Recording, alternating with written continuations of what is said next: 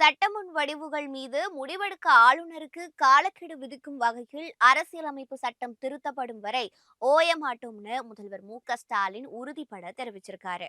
இது தொடர்பாக அவர் வெளியிட்டிருக்கும் எக்ஸ் தள பதிவுல குடியரசுத் தலைவரின் கேள்விகளுக்கு உச்சநீதிமன்றம் அளித்துள்ள விளக்கங்கள் ஆளுநருக்கு எதிராக தமிழக அரசு தொடர்ந்த வழக்கில் பெற்ற தீர்ப்பின் மீது எந்த தாக்கத்தையும் செலுத்தாதுன்னு குறிப்பிட்டிருக்காரு.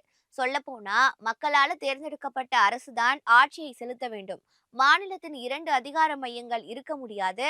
சட்ட முன்வரைவுக்கு ஒப்புதல் தர மறுப்பது, காலவரையின்றி ஒப்புதல் வழங்காமல் நிறுத்தி வைப்பது எனும் நான்காவது விருப்ப தேர்வு ஆளுநருக்கு இல்லைன்னும் குறிப்பிட்டிருக்காரு. மசோதாக்களின் மீது முடிவெடுக்காமல் காலவரையின்றி ஆளுநர் தாமதம் செய்ய இயலாது.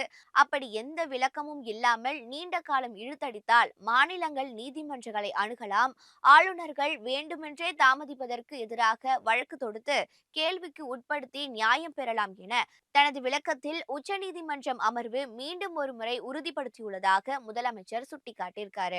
காலவரையின்றி காலம் தாழ்த்தலாம், சட்டமுன் வடிவுகளுக்கு ஆளுநர்கள் ஒப்புதல் மறுக்கலாம் எனும் ஆளுநரின் கூற்றை உச்சநீதிமன்றத்தின் கருத்து மீண்டும் ஒரு முறை நிராகரித்துள்ளதை சுட்டிக்காட்டிய முதல்வர் ஸ்டாலின், தமிழக மக்களின் விருப்பத்தை சட்டங்கள் மூலம் நிறைவேற்ற அரசியலமைப்பு கருவிகள் செயல்படுவதை உறுதி செய்ய தொடர்ந்து உழைப்போம், தங்கள் வாக்கை காப்பாற்றுவோம்னு முதல்வர் ஸ்டாலின் தனது பதிவுல குறிப்பிட்டிருக்காரு.